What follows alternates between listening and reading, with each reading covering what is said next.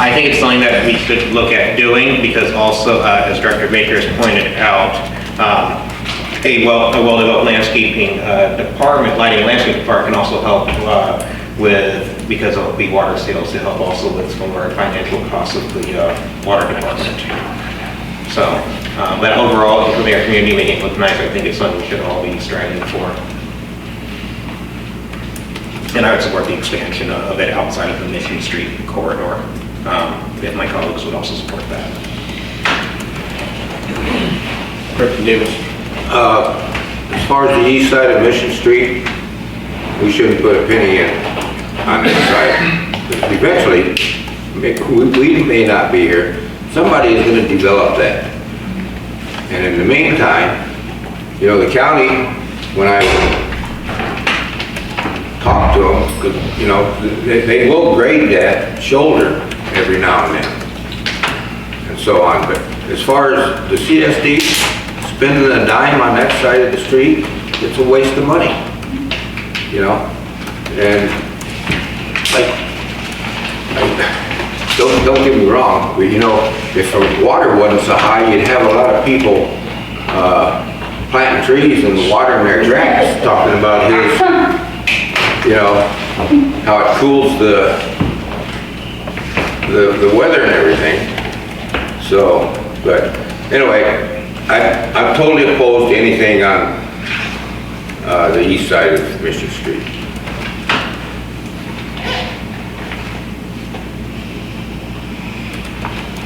It's just a discussion, so I don't think we need to come to a consensus unless somebody wants to. Do we have public comment on the landscaping? Thanks for saying, resident. Just a comment in relation to Mr. Young's statement, specifically on the property or parcel that's south of the fire station with the eucalyptus trees. That area is intended for the temporary sheriff's beat station and fire housing unit. As it was indicated that the funds we have in lighting and landscape now cannot be used for hardscaping, Mr. Young's comments were that the county will not put in curb and gutter, but my understanding is that's a requirement before they'll approve putting that unit in that location. So the question is, if we can't pay for it from funds we have and the county is going to pay for it, how is that going to happen? Because we've been paying rent on that parcel for at least 3 years at $4,000 a year, plus the unit itself, which is probably sitting somewhere aging out and weathering. So just looking for some feedback from you guys at some point on how that's going to be handled. Thank you. Thank you. Good housekeeping question.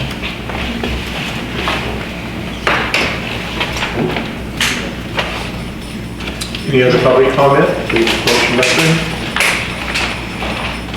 Seeing none. I have a question. Sure, go ahead. Mr. Young, now I'm going to get you on the spot just because he does. I'm never on the spot, sir. Also, because I understand a little bit, but special district law, I do not claim to be a lawyer in any capacity. Is that you? Mr. Young, it's me. Not me. Mr. Young. Oh. Your hands are ticking on the. Sorry. Ting, ting, ting, ting, I ting. can't believe you could hear that. Okay. I was wondering what was going on this entire meeting. I had little buckles on the bottom of my pants to time around my boots in case of a fire.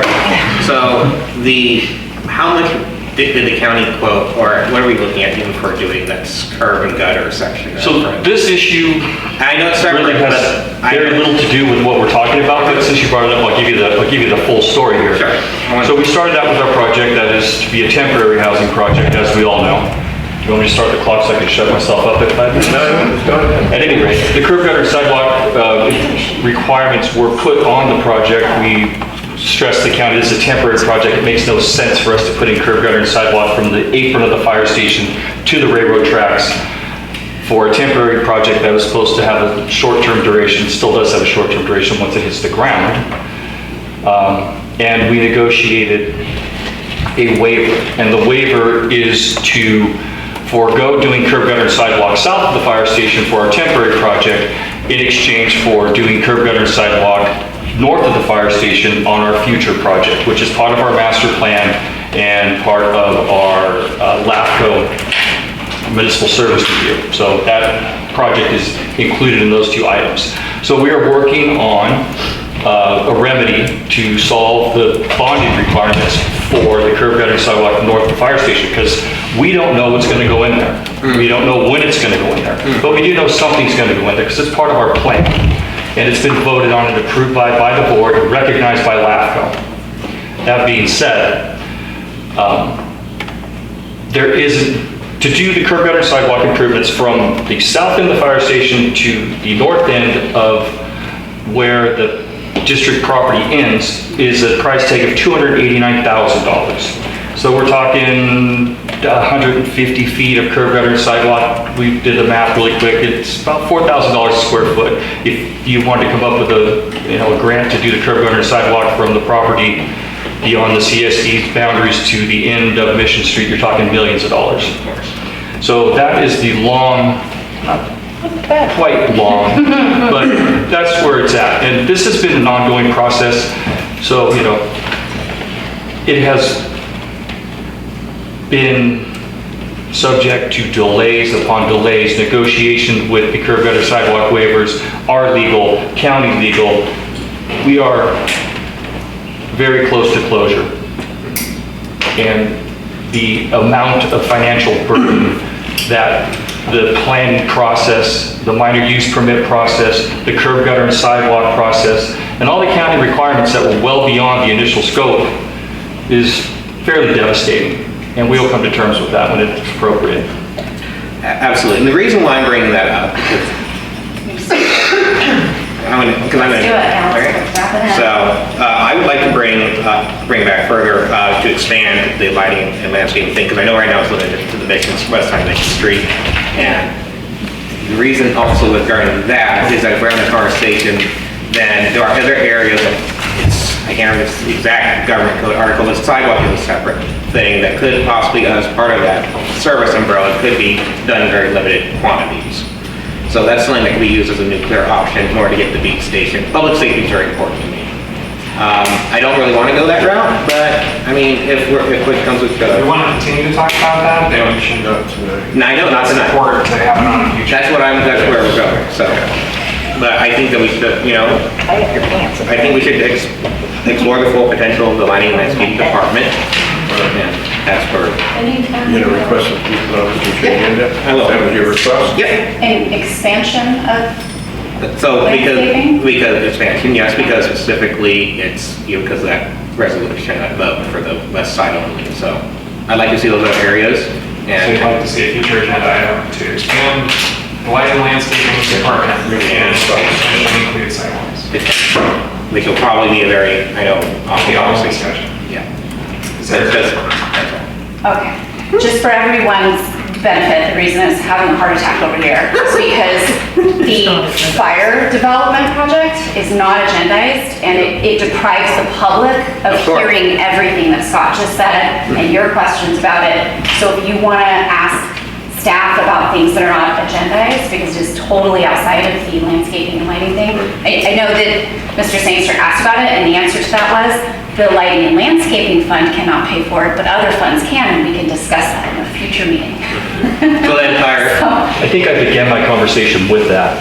Right, but we have to agendize these items so that this back and forth, the public can have the benefit of being here for it. They can see it on the agenda and choose to come to the meeting to hear about it. So that was my concern. And if you guys want to agendize that for future meeting, we can give direction to staff to have Scott give a report on the update on what is going on with the firehouse project. That's all. so did we rattle the ground out then? A little bit, A yeah. little bit, fine. Okay, now what's the repercussion?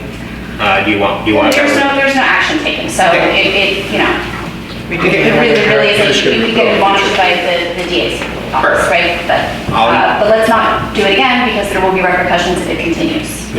Perfect. Do we need to get a So, second do we director? have a second in favor of Director Maynard, or Director Calvin's request to have? I'll say it.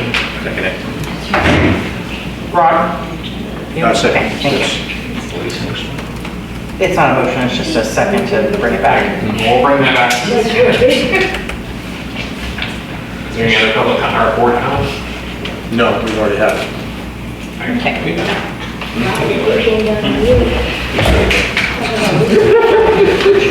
Then we can move ahead. Okay. At this time, I'm going to adjourn to the San Miguel Community Services District Groundwater Sustainability Agency, GSA. Time is 7:51.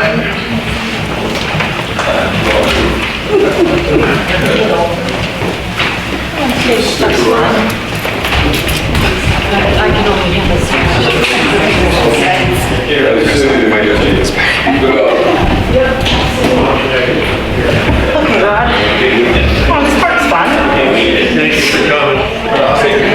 Somebody's sweater. Yeah, thank you. I thought you were telling me to sit there. No,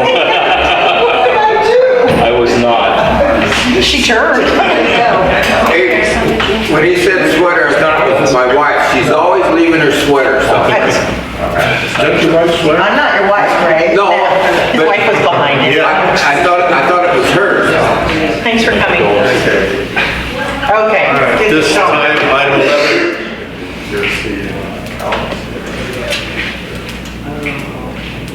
Okay. You ready? All right. This time, item 11, GSA Board Action Item Update from May 22nd, 2024, Paso Basin Cooperative Committee meeting. Shake that. So this item was added so that the whole board can kind of get an update more formally. The PBCC met last night on the 22nd at the Paso Chamber. The PBCC agenda and packet was emailed to all the directors. I don't know if anybody wanted to look at it. But at any rate, we'll go over the highlights and Mr. Baker, feel free to interject if you like. So most of the things were pretty routine discussion on some of the projects that are ongoing. Some of those projects, like the part that's pertinent to us is the round one grant implementation, which is the money that we're getting for our treatment plant. Update on the state water project, RFP, the periodic evaluation RFP, the update from Land IQ, the contract from Land IQ, status of the MOA amendment number 2, which this board passed, and approval of the 2024-25 budget, which again this board passed, and an update on consultant procurement guidelines. All of that information is in the packet. I would encourage you guys to look through it. There wasn't a lot of discussion on those particular things, but there was a lot of discussion from the public, and Mr. Powell was there, and I'm sure he'll have something to add, but there was some questions regarding how things are purchased, how contracting is done. Basically that GSAs weren't being transparent, that things weren't being brought to GSA, specific GSA boards for approval, that staff was, more or less running amok. Just a kind of a refresher in that aspect, the county has been acting as the contracting agent, which was the whole purpose of amendment number 2. They are providing the contracting services for the PBCC at this time. All the purchases and contracts are within county policy and city policy, so they comply with the more stringent of the one or the other. Nothing is being done just haphazardly. Everything is going through the regular process of procurement. The RFPs that were approved at the PBCC or approved to move forward at the PBCC were all reviewed. They were reviewed for legal purposes by the county, and they were submitted and circulated for interested parties if they wish to propose on them. I think the disconnect at least from my perspective, is that in a setting like this, every contract, or virtually every contract, will come back to the board. At the county level, they have a higher threshold, so if the contract's for $50,000, they don't necessarily have to go back to the the supervisors for approval. It was approved when the RFP was approved as an estimated cost. Clearly, if the cost comes back at 10 times the proposed cost, then it would have to come back for approval because it's outside the scope. So I just wanted to provide that information. Aside from that, there was a presentation on blended irrigation that was not in the packet. If you guys are interested in seeing that, I thought it was pretty interesting. If you guys are interested in that, I can see if I can get that and provide that for you guys. And other than that, just routine approval of minutes and updates from the GSAs. Mr. Baker, would you like to add anything? Yeah, the blended water presentation, I'd like to get a hard copy of it. I would too. Because we didn't, no one got it, we didn't. On the screen, it would have been nice to have it before, so we could have used it. But that, that was interesting, to kind of come back at the next meeting with the cost of it all. So that will, I'd like to have a packet also. Okay. I'm assuming that's for irrigation? It's the blended irrigation between Mouse Mountain Pipeline, or Mouse Mountain Water and recycled water. Interesting, okay. and then on their draft for consultant procurement guidelines, there's a section 2 regarding unbudgeted items. So they identified their procedure for how they're going to fund items that were on the budget. So kind of beware. So that budget that we approved, yeah, it's going to be, in my opinion, pretty flexible as things start coming up. They can approve things to add to the budget, which are going to add to our contributions for sure. So that's, just to be aware of that. And the other thing I think we'd ask for too is to get more financial transparency on how the money's being spent, or it's going to get, identification of, who's contractors, how many, just kind of what we have. When we have a purchase order, we have a check, and then, everybody has that. So we have these projects with all this money, but we really don't know how it's going out, when it's going out, and to really get into the timeliness of things. I think we're going to hopefully start seeing that. But they've got a lot of stuff to do. And, do we know when did they get the grant? That $7 million. How long ago was that? Well, so the actual money is reimbursement based. Right, no. So they got the final agreement, find that. Well, you have that chart. Whatever the month that started, that's when. So January of this year. Oh, so the money, we didn't get the money until January of 2020? No, you got it earlier. That's the schedule they're spending. So we couldn't spend anything before that. Yeah, well, that's kind of a question. I'd asked, we get this grant, I don't know how many years ago we got it, but that grant's getting just eroded by inflation. Apparently, they got this money that's committed, but we don't get any interest on it. Like I said, we've had, almost 20% inflation over the past 4 years. I don't know when we got this, but for all these grants, it just seems that to me, if you got the grant, that the entity should at least be getting some interest on the money. I know the state is, but you get a $7.6 million grant, it's probably worth about $6 million today. By the time you spend it, just, because with inflation's done to it.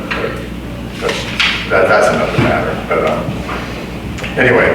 Mr. Speaker? Yeah. Rena? No, nothing.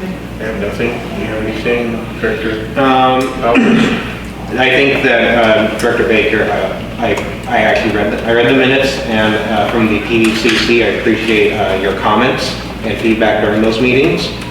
I I'm going to be very interested in seeing how things turn out, especially during the JPA, and I hope that you make sure that if you're involved in any conversation with the JPA, that we at least advocate, for a very strong position regarding that JPA, and then we can make a decision, right, what the financial costs are of that. So we have a full deck of cards that we can work with.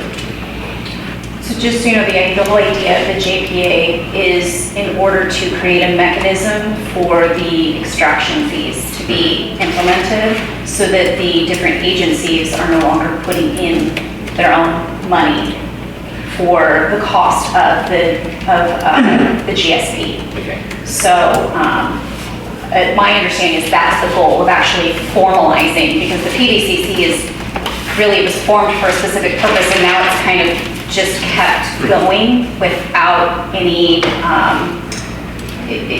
the current agreement doesn't really have any teeth for what's going on. It's just kind of, you guys are shooting from the hip, as you go. And so a formalized JPA, which would be a separate agency made up of members of all the agencies involved, would then be able to collect extraction fees and fund itself in order to implement the GSP. So that's the idea. I couldn't even tell you how long it'll take at this point. Everybody has to agree, and as you know, these agencies don't necessarily agree with each other on everything. So.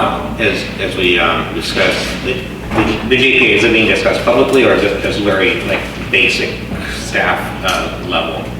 Are you guys discussing that at the PBCC meetings at all? So it's been brought up at the PBCC meeting, but at this point, it's a staff level trying to get a framework in place that can be brought to the board for the board to discuss and see if it's something the board wants, if there's any major opposition at the board level. That type of thing, it would go to the PBCC board and then go to GSA boards.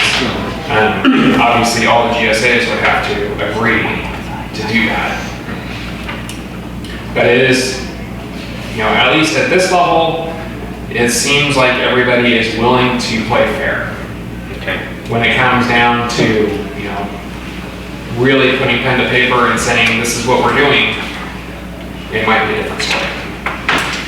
But at this point, everybody seems to want to go that direction and actually has at least a reasonable intent to come together.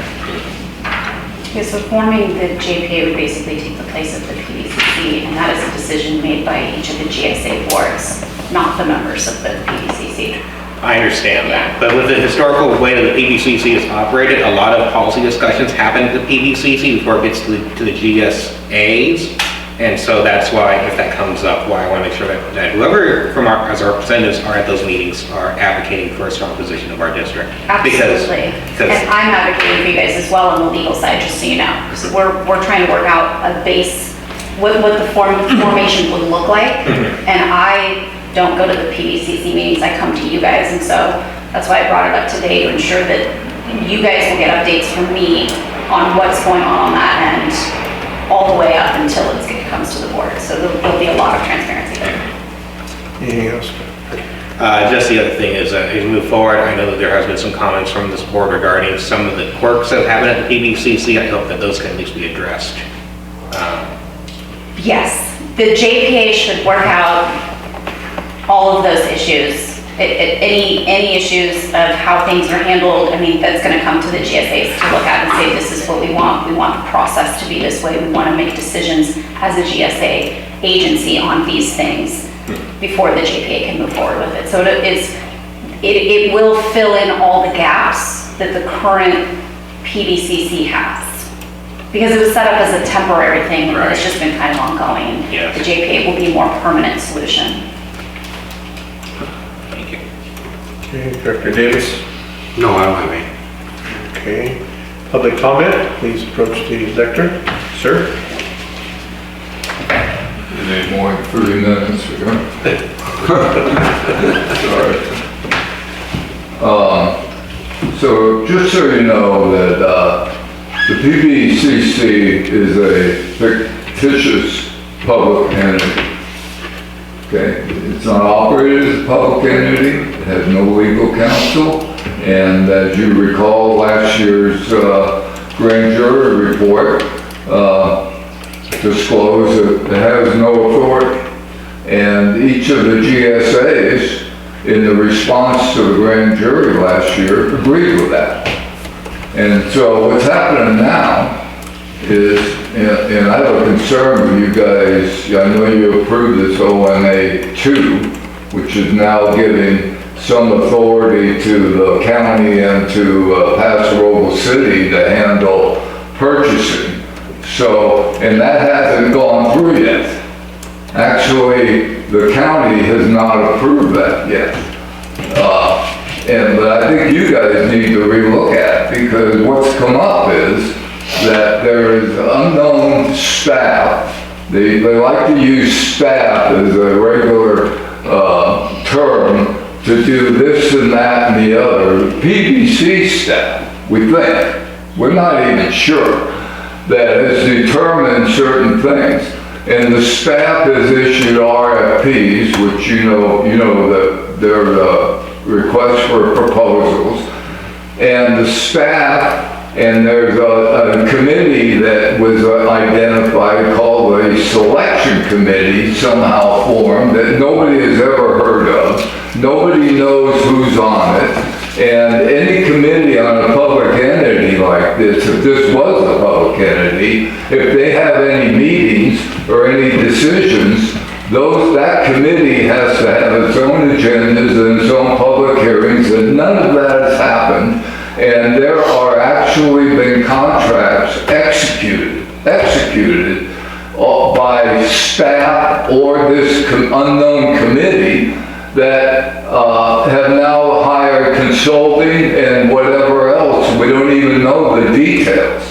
And looking at that packet, if you looked at that packet, you'll see that there's a number of agenda items, and most of those agenda items, a public entity would be required to include documentation for those agenda items, and there isn't any. They talk about RFPs, and they talk about executed contracts, and none of that information has been disclosed either last night or to the public. And this was a problem 2 months ago in their last meeting that even Bruce Gibson brought up and complained about, and nothing's being done about it. Oh, sorry, made a mess here. Anyway, so you guys, and Mr. Baker knows all about this, that I think you need to look at what's going on over there. And even your county council just now has described that this is some kind of organization with no governance. They even have a budget item for next year to try to determine what governance there should be for this entity. Today, there is no governance.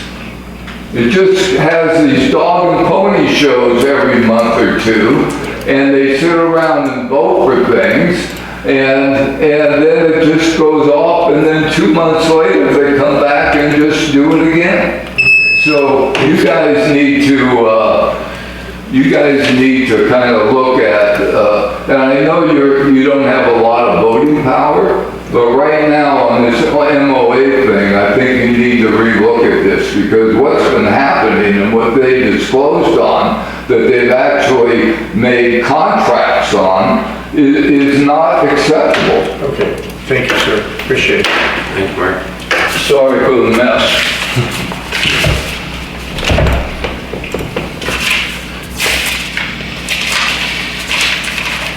In the future, if you bring information for us, and we'll all get a copy of this, please give it to the board clerk, and then she'll distribute it to us so we can. Yeah, I will. And you know what? I like to say one other thing, because I didn't get a chance earlier. So I was shocked about the fact that certain board members here were not aware of your new wastewater proposed facility, MND, that had been published and is out for review. And what I did is I reached out to county planning on that, because county planning also has a, We need to conclude the remarks. yeah, and so what I've done is, I have emails here from county planning on this that I think you guys need to look at. Not Because, her, we're board clerk right back there. oh, I'm sorry. Okay. Anyway, you should look, that's from county planning based on what I asked them about. All right, thank you And for your that's remarks. up in the air, and you guys need to look at it, because that's another expensive cost that maybe you're not aware of. Thank you for your remarks, sir. Appreciate it. Okay. Is there any, this isn't really asking for any action, but if there's any specific type of information you guys would like us to be bringing back on a regular basis, or we can just provide updates as things occur. This was just an update, unless somebody wants to put something on a future agenda. And that I'll be asking for next. Did you want to see? No, I don't think our next meeting's till July 20th or Yeah. All right. or something, so a couple months out. All right, call conclusion to that. Okay, at this time, we'll reconvene to San Miguel Community Services District Board of Directors. Time? 8:11. Yeah. At this time, board comment. This section is intended as an opportunity for board members to make brief announcements, request information from staff, request future agenda items, and report on their activities related to district business. No action is to be taken until an item is placed on a future agenda. Director Davis?